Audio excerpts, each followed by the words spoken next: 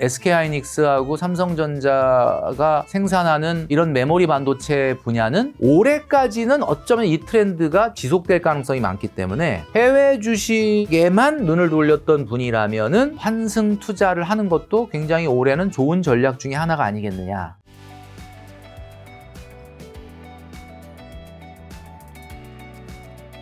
(2026년은) 대출 만기 한차선 등 변동성이 폭발하는 시기라고 경고하시던데 현재 한국 경제가 직면한 가장 큰 유동성 위기 징후는 뭐고 원달러 환율 1,500원을 또 심리적 마지노선으로 꼽으셨는데 만약 이 선이 뚫린다면 일반 가계의 자산 가치에 어떤 실질적인 타격이 올까요? 네, 뭐 2020년, 21년 여러분도 잘 아시겠지만은 그 당시에 그 포모 현상, 그래서 뭐 굉장히 영끌족들이 집을 많이 사던 시기 아닙니까? 그러다 보니까 그 당시에 2021년도 한 해에만 발생된 신규 주담대가 50조 원이라고 합니다. 근데 이 50조 원이 100%는 아니겠지만 상당수가 보니까 혼합형 고정금리 5년 이렇게 돼 있는데 5년 후에 이제 금리가 바뀐다. 당시에 우리나라 기준금리가 0.5%였는데 아마 여러분도 기억하실지 모르겠지만 저는 지금은 주담대가 없는데 그때는 있었거든요. 딱 기억이 나는 게 이자율이 1.26%였습니다. 기준금리가 뭐 워낙 0.5%로 낮았으니까. 근데 이제 2021년도에 이 신규 주담대가 5년이 돼서 딱 금리가 바뀌는 해가 올해 2026년이에요.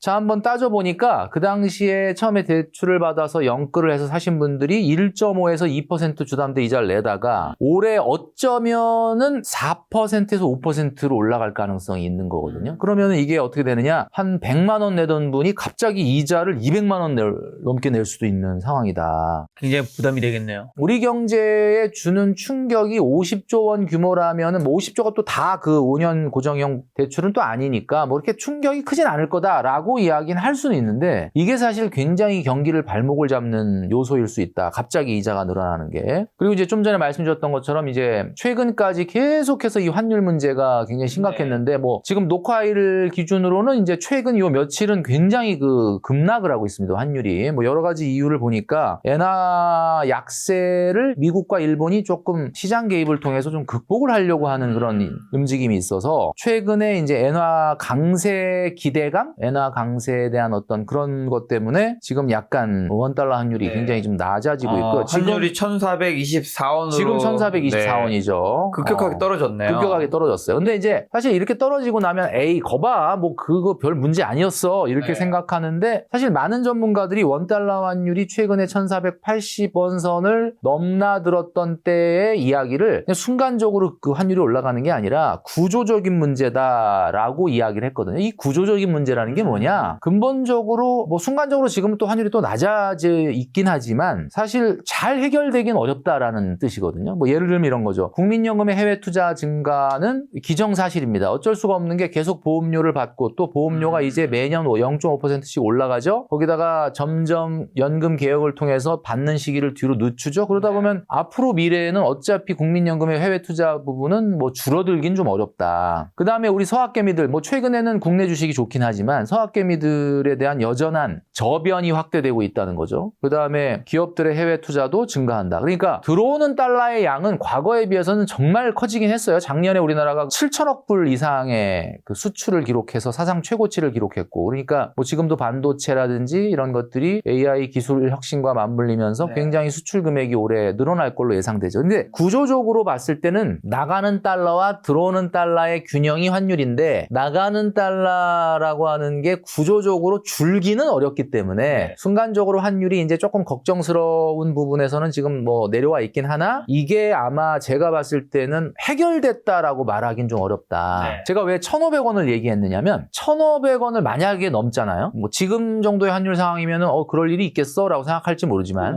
모르는 일이거든요. 1,500원을 만약에 넘는 일이 생긴다. 그러면 대한민국의 모든 경제 주체 중에 전혀 달러와 상관없는 사람들도 달러를 사겠다고 시장에 들어올 수도 있습니다. 예를 들면 수입업자들 같은 경우는 달러를 늘 가지고 있어야 되는데 환율이 자꾸 올라가니까 최근에 불안해서 미리 달러를 좀 더 사놔야 되는 거 아니냐라고 하는 의식이 있을 수 있거든요. 그래서 작년 말에 당국이 환율을 조금 찍어 누른 적이 있었지 않습니까? 보통 작년에 우리나라가 하루에 거래되는 외환, 서울 외환 시장의 거래 규모가 뭐 100억 달러, 150억 달러 그 정도 수준이라고 하는데 하루에 거의 한 2, 30억 정도 정도를 한 방에 매도를 한 주체가 나타났는데 그게 아마 작년 12월 29일인가요? 그만큼 이 1480원대, 85원대를 넘어서는 절대 안 된다라고 생각하는 어떤 거대한 힘이 그날 2, 30억 달러라고 거의 뭐 우리나라 돈으로 5조 원 넘는 달러를 매도를 했단 말이에요. 그러니까 이런 걸 보면 분명히 마지노선으로 보는 거는 1,500원은 절대 용납할 수 없다. 그래서 1,485원선은 어떻게든 지키겠다라고 하는 거고 그래서 만약에 1,500원이 넘었다 그러면은 심리적 지지선이 무너졌다? 뭐 이렇게 얘기를 할 수가 있는 거예요. 그래서 그런 일이 생기면 좀 안 될 거라고 저도 생각을 하고요. 그리고 그런 의미에서 아마 1,500원이라는 것을 마지노선으로 얘기하는 경우가 많지 않나. 그래서 올해는 어떻게 보면은 작년에도 마찬가지지만 우리나라 경제가 이제 미국에 비해서는 뭐 다소 미국은 최근에 나온 자료들을 보면은 경기가 하강하고는 있으나 생각보다는 굉장히 연착륙에 성공하고 있지 않습니까? 뭐 고용 지표도 생각보다 굉장히 좋게 나오고 그런데 우리나라 같은 경우는 뭐 당연히 이제 세계 평균 경제 성장률에도 올해 예상 경제 성장률이 떨어지고요. 미국의 예상 경제 성장률보다도 떨어지고 그리고 한국은행 총재인 이창용 총재가 얘기했던 것처럼 반도체라든지 이런 일부 업종은 굉장히 경기가 좋아지는데 대부분의 경기에 있어서는 K자형 성장이다라는 표현을 썼어요. 그러니까 K자형 성장이라는 게 뭐냐? 한마디로 그냥 되는 놈만 되고 안 되는 사람들은 계속 어려울 수밖에 없는 그런 상황이다라고 말씀드릴 수 있는 거죠. 자, 그리고 또 정부의 RIA 리쇼어링 계좌 혜택이 발표되었는데 해외 주식을 수익을 원화로 바꿔 국내 투자하는 전략이 개인에게도 유리한 선택인지 그리고 한국은행의 또 통화정책 기조가 미세하게 변하고 있는데요. 금리 인상이 현실화될 경우 가장 먼저 터질 한국 경제 약한 고리는 어디일까요? 지금 아마 우리 김작가 TV에서도 이 RIA를 한 두 번 정도 이렇게 언급을 하시고 얘기를 하셨던데 리쇼어링이라는 게 원래 이제 해외에 나가 있는 뭐 공장이나 뭐 근로자나 이런 분들이 이제 뭐 본국으로 돌아오는 걸 리쇼어링이라고 얘기를 보통 하는데 집 나간 달러를 찾는다. 정부가 작년에 이제 원달러 환율이 1,500원 선을 계속 육박을 하니까 뭔가 안 되겠다 생각해서 내놓은 대책이 국내 자본시장 활성화 및 외환시장 구조적 수급 불균형 해소 방안 이런 것들을 내놨거든요. 이 안이 언제 나왔냐면 작년 12월 24일 날 발표가 된 거예요. 그때만 해도 국내 주식 시장이 좋았지만 야 내가 그 미국 주식 투자한 지가 23년도부터 미국 주식을 투자했는데 내가 지금 수익이 상당히 많이 났는데 아니 뭐 그거 세금 좀 깎아준다고 내가 그 미국 주식 팔고 한국 주식 살 것 같아? 약간 이런 분위기였는데 올해 1월 들어오면서부터 뭐 작년엔 여러분도 아시겠지만 미국 주식이 국내 주식에 비해서는 굉장히 좀 나스닥도 그렇고 S&P 500도 좀 지지부진했기 때문에 그러다 보니까 최근에 코스피의 어떤 정말 장밋빛 전망들을 쏟아내는 그런 외국계 IB나 우리 국내 증권사들의 보고서를 봐도 여러분도 아마 접하시겠지만 그러다 보니까 이제 RIA 계좌가 빛을 보게 되는 때가 왔다. 이게 지금 시장의 분위기예요. 왜냐하면 2022-23년도부터 미국 주식 투자하신 분들은 상당히 수익이 커져 있고요. 이게 어쨌든 22%를 세금을 내야 되는데 이참에 그러면 한국 주식으로 환승해볼까? 환승 연애가 아니라 환승 투자. 요거에 대한 분들이 굉장히 많다라는 거거든요. 그래서 이게 지금 뭐 세 가지 조건이 있는데 첫 번째는 해외 주식. 그러니까 미국 주식이라고 얘기를 할 수가 있겠죠. 미국 주식을 팔고 달러를 매도해야 됩니다. 매도를 해서 이 매도한 금액으로 그대로 국내 주식을 사야 되고 국내 주식을 1년간 보유해야 된다라는 조건이 있고요. 지금 이 영상을 보시는 분 중에 2025년 12월 23일 이전에 해외 주식을 샀던 분에게만 해당이 된다 이렇게 말씀드릴 수가 있는 거죠. 그래서 제가 보기에는 올해 미국장이 더 좋을 건지 한국장이 더 좋을 건지에 대한 본인만의 어떤 개인적인 판단이 있으실 수 있잖아요. 장기적으로 보면은 미국 주식이 성장성이 뭐 S&P 500 같은 경우에 더 있다라고 믿는 분들이 많지만 지금은 이 장기적인 관점보다는 단기적인 관점에서 봤을 때 작년에도 그랬고 올해도 그랬고 뭔가 지금 그동안 저평가되었던 코리아 디스카운트가 해소되는 국면이란 말이에요. 그러니까 이런 국면에서 그러면 잠깐 내가 장기적인 관점에서의 미국 주식 성장을 의심하는 건 아닌데 그렇죠. 잠깐 일부는 내가 그러면 국내 주식 올해까지는 좀 가지고 있으면 좋지 않을까라고 생각하는 분들이 지금 급증을 하고 있기 때문에 RIA 계좌가 처음에 나왔을 때 다들 뭐야 이렇게 얘기를 했는데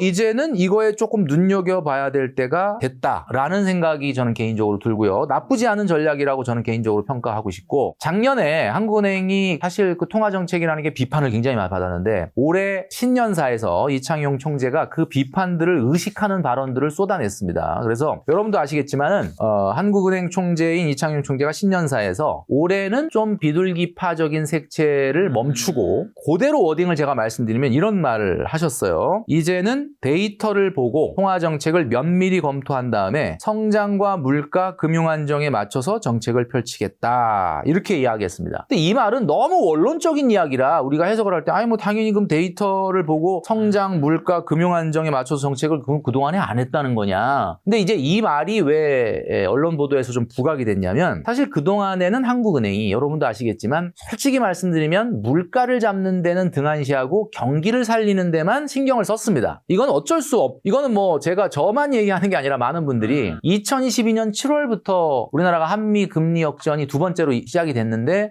이창용 총재 재임 기간 내내 그러니까 한마디로 얘기하면은 금리를 미국이 올릴 때 속도감 있게 따라 올리지 않았던 건 사실이거든요. 근데 이 얘기는 무슨 얘기냐면 물가보다는 경기를 조금 더 신경을 썼다라는 이야기인데 여러 가지 비판들을 의식해서인지 모르겠지만 올해 통화정책 방향문에 이런 글이 있습니다. 금리 인하 기조라는 말이 아예 삭제가 됐어요. 네. 그럼 이 얘기는 무슨 얘기냐면 우리는 지금 금리 인하의 기조상에 있다가 아니라 그냥 금리 인하는 금리 인하를 할 만한 상황이 생기면 하는 거지 우리는 지금 금리 인하의 길 위에 있지 않다. 거꾸로 얘기하자면은 한마디로 말하면 비둘기파적인 색채는 완전히 사라지는 지금 통화정책이다. 그래서 어쩌면 환율 문제가 지금은 조금 수면 밑으로 내려가는 듯하지만 문제가 될 경우에는 어쩌면 이제는 경기를 희생하더라도 물가를 잡는 쪽에 그러니까 어쩌면 금리 동결을 넘어서 금리 인상으로 갈 수도 있다라는 뉘앙스를 지금 딱 보여준 거죠. 그러니까 이걸 봤을 때 많은 분들이 긴장을 하는 게 여러분도 아시겠지만 우리나라가 이 부채 문제가 엄청나게 심각하지 않습니까? 그러니까 그런 면에서 한국 경제의 약한 고리는 제가 봤을 때는 여러 가지가 있겠지만 뭐 이런 거가 있을 수 있겠죠. 2025년도 기준으로 우리나라 PF 대출 잔액이 135조 원이라고 합니다. 근데 이 PF 대출이라는 게 여러분 아시겠지만 주담대처럼 이자율이 낮지가 않아요. 이거는 보통 금리가 뭐 6%, 7% 이렇게 넘거든요. 이런 것들의 문제. 그 다음에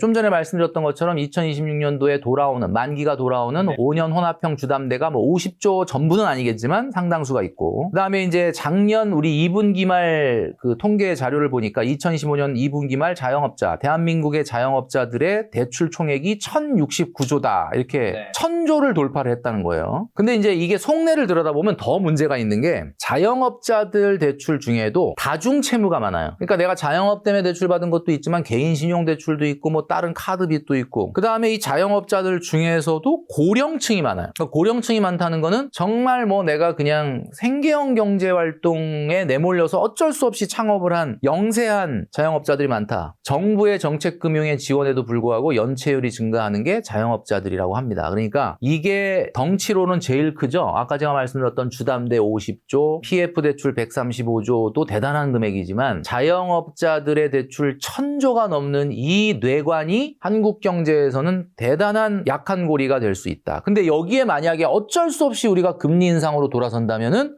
이건 정말 생각하기가 힘들 정도로 어려움이 생길 가능성이 있는 거죠.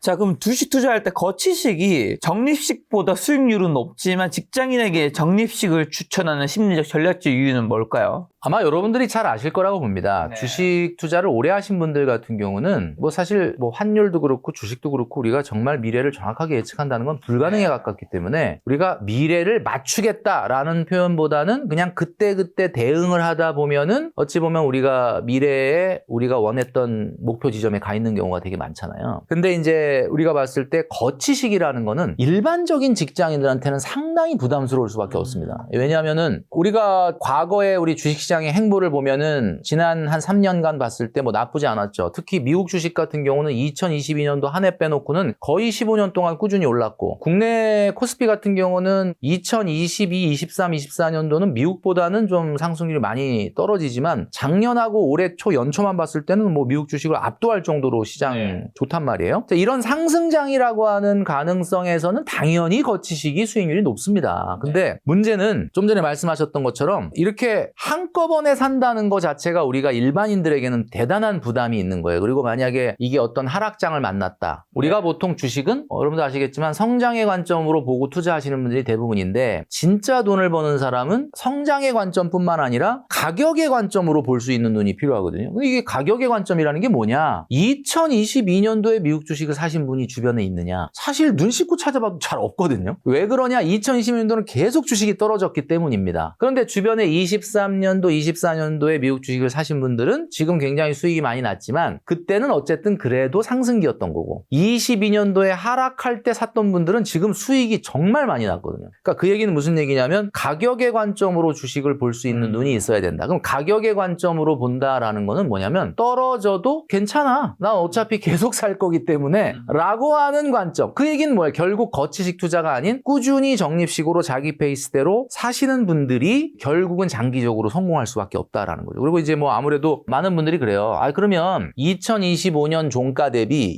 2026년 종가가 위에 있을 거냐 아래에 있을 거냐라는 걸 물어보면 대부분 사람 아마 10명 중에 10명한테 물어보면 10명 중에 8명이 25년 종가보다는 26년 종가가 위에 있을 거라고 얘기한단 말이에요. 여러분도 이제 예상하시겠지만 우리나라 주식 같은 경우는 굉장히 오래 반도체 슈퍼 사이클이 이어질 거다라는 예상도 있고 또 미국과 한국이 다 지방선거와 중간선거가 있어서 돈을 엄청나게 풀기 때문이죠. 그런데 중간에 우리가 예상치 못했던 어떤 시장을 뒤흔들 만한 일들이 생겼을 때 거치식은 대비를 못합니다. 내가 그냥 사놓은 거 그냥 어차피 2025년 종가 대비 26년 종가 위에 있을 거니까 중간에 무슨 일이 생기는 거에 대해서 나 눈 딱 감고 안 보겠다. 이게 잘 안 되거든요. 그래서 기본적으로는 여러분들의 여유 자금이 있다고 해도 절대로 거치식보다는 근데 이렇게 거치식으로 안 하고 이렇게 찔끔찔끔 사다가 너무 내가 장이 쫓아가지 못할 정도로 올라가면 어떡하지? 라는 공포가 있거든요. 자, 그렇다고 하더라도 어쨌든 분할 매수를 하는 것이 좀 좋다. 대신에 이제 이런 전략은 있을 수 있어요. 결론이 25년 종가보다 26년 종가가 위에 있다 그러면 그냥 용기 있게 거치식으로 하는 게 낫지 않겠냐라고 얘기하는데 중간에 우리가 장이 흔들릴 수 있는 이벤트가 생겼을 때 거치식이 아닌 적립식으로 투자하는 분들은 적금을 하듯이 똑같이 하는 것이 아니라 그 달에는 한 3개월 정도 내가 적립식으로 넣으려고 했던 거를 순간적인 조정이 왔을 때 저가 매수의 기회로 삼는 거죠. 그러니까 요즘도 아마 저희 주변에 보시면은 코스피나 나스닥이나 나스닥 100 이런 투자하시는 분들 같은 경우는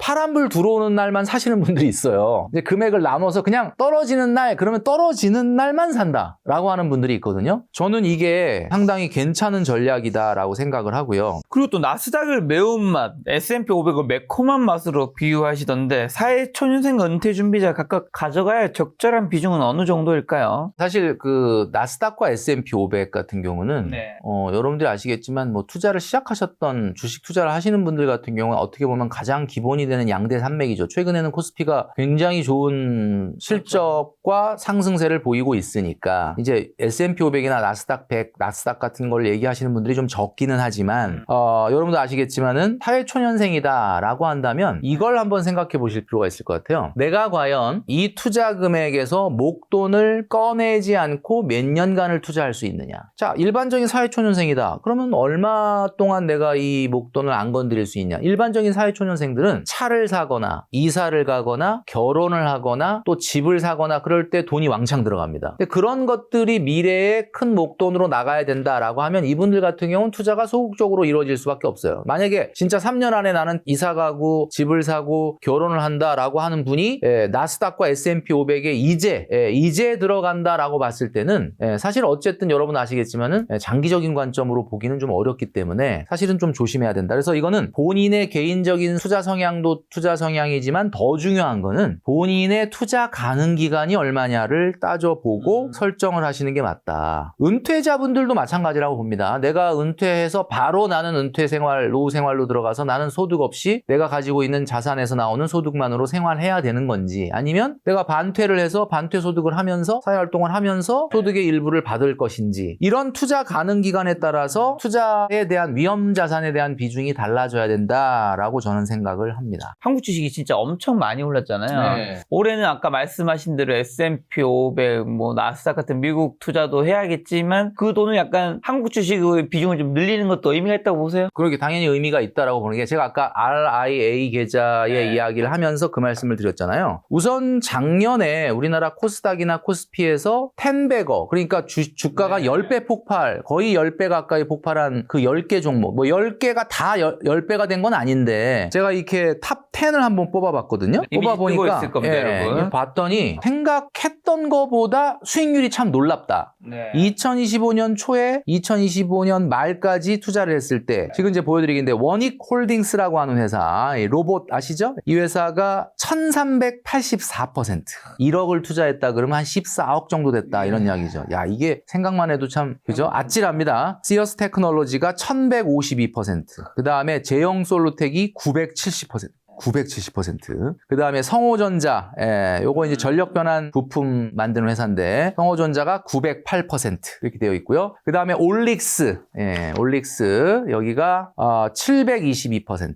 여러분들 아시겠지만 천일고속이라고 얼마 전에 고속버스 터미널 관련해가지고. 근데 이 천일고속은 뭐 여러 가지 호재도 있지만 사실 최근에 이재명 정부가 추구하고 있는 기업 밸류업 프로그램과 맞물리면서 기업의 어떤 재평가가 이루어져야 된다. 그래서 천일고속이 675%가 올랐고요. 아센디오가 623%, 이게 K컨텐츠 회사인데, 동양고속, 천일고속과 마찬가지로 주주 친화적인 정책과 관련해서 기업의 밸류업 프로그램 최대 수혜자로 620%가 상승을 했습니다. 자, 그다음에 최근에 뭐 K뷰티가 대단하지 않습니까? K뷰티, 코스메카 코리아가 588%. 1억 넣어놨다 그러면 7억 된 거예요. 그다음에 로보티즈, 여러분 이제 바깥에 돌아다니시는 이 배달 이런 로봇들 실외 자율주행 로봇 많이 보시죠? 로보티즈가 506% 이렇게 돼 있습니다. 자, 이 10배거 가까운 주식들을 분석해서 나온 결론이 뭐냐? 작년 2025년도에 이렇게 거의 500에서 1000%가 넘는 수익을 1년 만에 냈던 주식들이 보여주는 시사점이 뭐냐? 지금 우리나라의 주식시장은 결국 반도체와 로봇이 강세다. 대형주에서는 당연히 SK하이닉스와 삼성전자일 텐데, 뭐 거기는 덩치가 크니까 뭐 1000% 이렇게는 불가능할 거고, 그 다음에 두 번째는 AI 의료 섹터가 약진을 하고 있습니다. AI 의료 섹터. 그래서 지금 제가 이걸 왜 말씀을 드리냐면,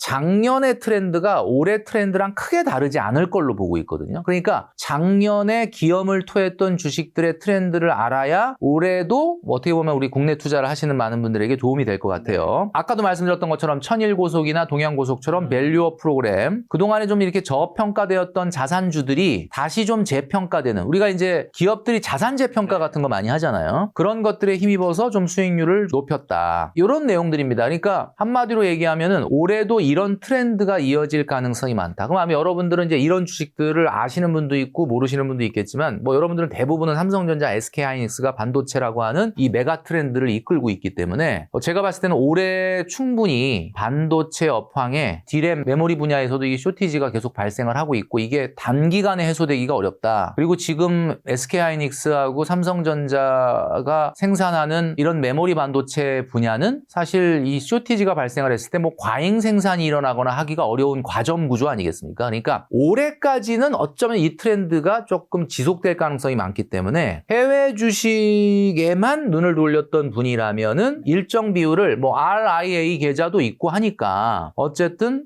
일부 국내 주식으로 환승 투자를 하는 것도 굉장히 올해는 좋은 전략 중에 하나가 아니겠느냐, 이런 생각을 하게 되는 거죠. 또 한 가지 공통점이 뭔지 아시나요? 단 한 주도 안 가지고 있습니다, 저. 한 주도 사본 적도 없어요. 이 그렇죠. 10배거. 혹시 네. 이 10가지 종목에서 한 종목에서 사본 적 있으신가요? 저는 국내 주식은 조금밖에 안 하고 그것도 대형주밖에 없어가지고 저도 이거 뽑다가 깜짝 놀란 게, 지금 좀 전에 와서는 어떻게 이렇게 하나같이 나를 다 피해가나 이런 생각을 했고, 조금 제가 말씀드린 이 종목을 주목하라는 게 아니라 이 종목이 이끌고 있는 산업군의 트렌드가 올해도 이어질 전망이 있기 때문에 참고를 좀 하시면 좋겠다라고 말씀을 드리는 거죠.